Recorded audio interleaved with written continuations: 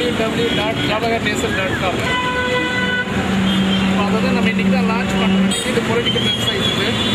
இந்த வெப்சைட்டில் எல்லா டீட்டெயில்ஸும் இருக்கும். நம்ம ஃபஸ்ட்டு லான்ச் பண்ணிவிடுவோம். அது லான்ச் பண்ண பிறகு அதில் என்ன இருக்குதுங்கிறத நம்ம சொல்லினா அது நம்ம வெளியிலே சொல்லலாம். எடுத்து சொல்லலாம்.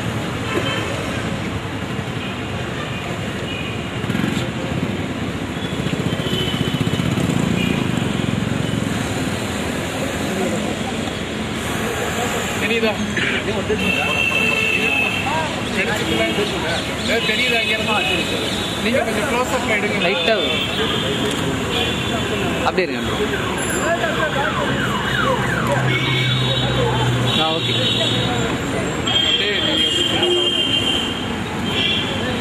இந்த வெப்சைட்டில் வந்து கம்ப்ளீட்டாக நம்முடைய தேர்தல் அறிக்கை, நம்முடைய எல்லாம் கவனிப்பா நம்ம நோட்டீசஸ், நம்ம கொள்கைகள், நம்ம டெய்லி எங்கெங்கே போய் பிரச்சாரம் பண்ண போகிறோம் எல்லாமே இதில் இருக்குது.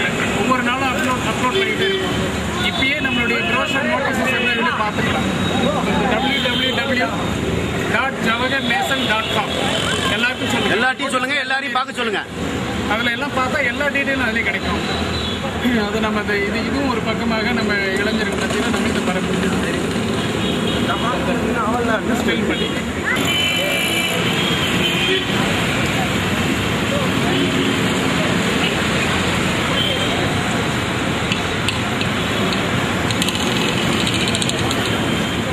அப்படியே இருங்க சார் அப்படியே.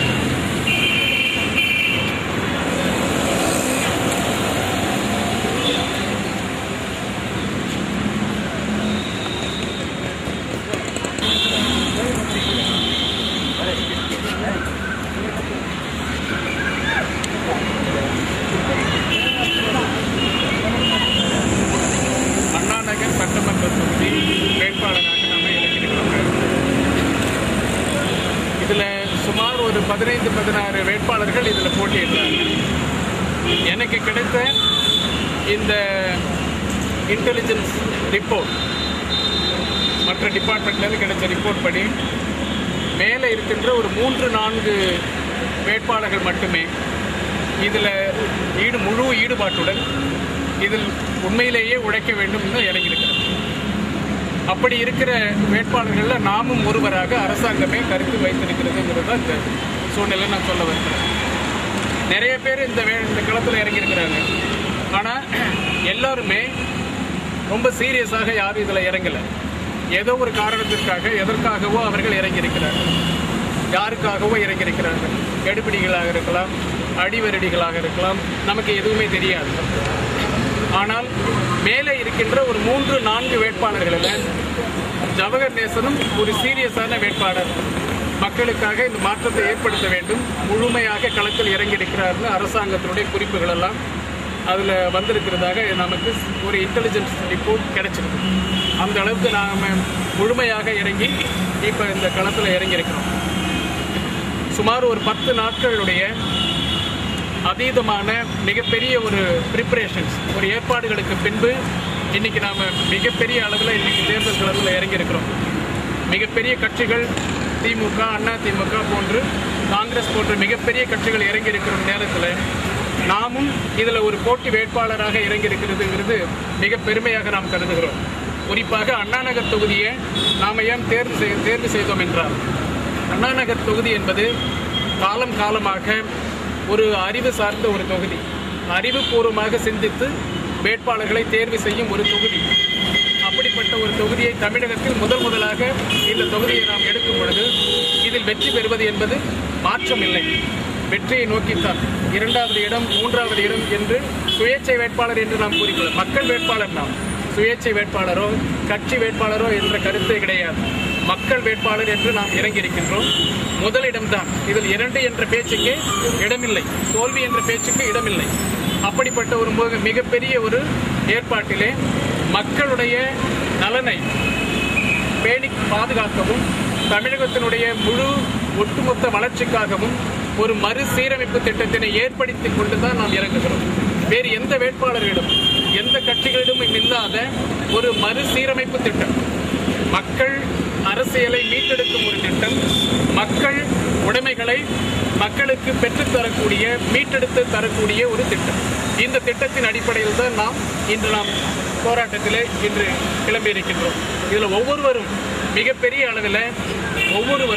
மிகப்பெரிய அளவில் பெருமையாக நாங்கள் மறுசீரமைப்பு திட்டத்தினை, தமிழகத்தினையே மாற்றி அமைக்கக்கூடிய ஒரு மறுசீரமைப்பு திட்டத்தினை உருவாக்கித்தான் நாம் வந்திருக்கின்றோம். சாதாரணமாக ஒரு வேட்பாளர் என்று கூறிக்கொண்டு வரவில்லை என்பதை நீங்கள் தெளிவாக சொல்லலாம். ஐநா சபை வரை நாம் பார்த்தவர்கள் நாம் யாருக்கும் சளைத்தவர்கள் கிடையாது. எத்தனை பெரிய கட்சிகள் வந்தாலும் எதிர்கொள்ள நாம் தயாராக இருக்கின்றோம். நம்முடைய ஆயுதமே நம்மிடம் இருக்கும் கொள்கைகளும் திட்டங்களும். இலவசம் கிடையாது, வன்முறை கிடையாது, வாக்காளர்களை ஏமாற்றி வாக்குகள் வாங்கும் ஒரு திட்டம் எதுவுமே கிடையாது. நம்முடைய திட்டம் அனைத்துமே மக்கள் நலன். தமிழகத்தை முன்மாதிரியாக முதல் மாநிலமாக உலக அளவிலே அமெரிக்காவை விட, ஜப்பானை விட, ஜெர்மனியை விட, சிங்கப்பூரை விட வளர்ச்சி அடைந்த ஒரு மாநிலமாக மாற்றி காட்டும். அதற்கு ஒரு மிகப்பெரிய ஒரு ரோட்மேப், ஒரு திட்டத்தினை வைத்துக் கொண்டுதான் நாம் இன்று இறங்கி இருக்கின்றோம். இதே செய்தியை ஒவ்வொரு இளைஞர் வாயிலாக வாக்காளர் ஒவ்வொரு வீட்டிற்கும் செல்ல வேண்டும், வாக்காளர்கள் இருக்கும் பகுதிக்கு. அப்படிப்பட்ட ஒரு நிலையிலே நாம் இன்று இறங்கி இருக்கின்றோம்.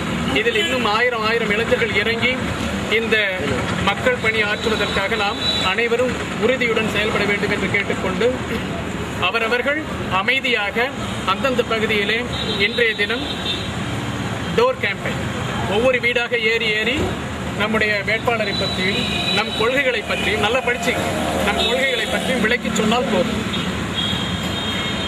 இறுதியான முடிவு அவர்கள் கையிலே. நினைக்கும் பட்சத்திலேயே இன்று அண்ணாநகர் தொகுதி முழுக்க ஒவ்வொரு தினமும் ஒவ்வொரு நிமிடமும் நிறைய போன் கால்ஸ் வந்து கொண்டுதான் இருக்கிறது. இப்படிப்பட்ட வேட்பாளர் தான் நாங்கள் எதிர்பார்த்து கொண்டிருந்தோம். வாக்கு அளிக்காமல் இருக்க வேண்டும் என்று முடிவு செய்திருந்தோம். ஏனென்றால் பல கட்சிகள், பல அரசியல்வாதிகள் பார்த்து ஏமாந்து போய்விட்டோம். ஆனால் மிகப்பெரிய ஒரு மறுசீரமைப்பு திட்டம், புரட்சிகரமான கொள்கைகளை கொண்டிருக்கின்ற இந்த வேட்பாளர் வந்திருக்கின்றார் என்று கேள்விப்பட்ட மாத்திரத்திலே நாங்கள் வாக்கு அளிக்க முன்வந்திருக்கின்றோம் என்று நிறைய போன் கால், நம்ம யாரும் பார்த்தது கிடையாது. அப்படிப்பட்ட ஒரு நிலையில அனைவரும் இறங்கி இருக்கிறார்கள். மக்களுடைய ஆதரவு நமக்கு பெருத்த அளவில் இருந்திருக்கிறது. எந்த ஒரு வயலன்ஸ், எந்த ஒரு பிரச்சனையும் இல்லாமல் நாம் வீடு வீடாக சென்று இன்று வாக்கு கேட்போம்.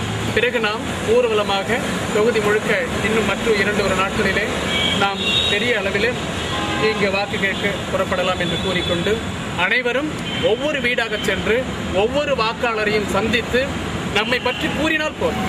வாக்களிப்பது அவர்களுடைய விருப்பம். நீங்கள் சொல்லுங்கள், எங்கள் வேட்பாளர்களை பாருங்கள், எங்களுடைய வேட்பாளருடைய கொள்கையை பாருங்கள், திட்டத்தினை பாருங்கள், மற்ற வேட்பாளருடைய கொள்கையை பாருங்கள், திட்டத்தினை பாருங்கள், இந்த தகுதியை பாருங்கள், நீங்களே முடிவு செய்து கொள்ளுங்கள் என்று சொல்லுங்கள். யாரிடமும் யாரும் கால் விழுந்து வாக்கு கேட்க வேண்டும் என்ற அவசியம் இல்லை. மிக பெருமையாக, பெருந்தன்மையுடன் பெருமையாக மார்தட்டி நீங்கள் வாக்கு கேட்க முடியும்.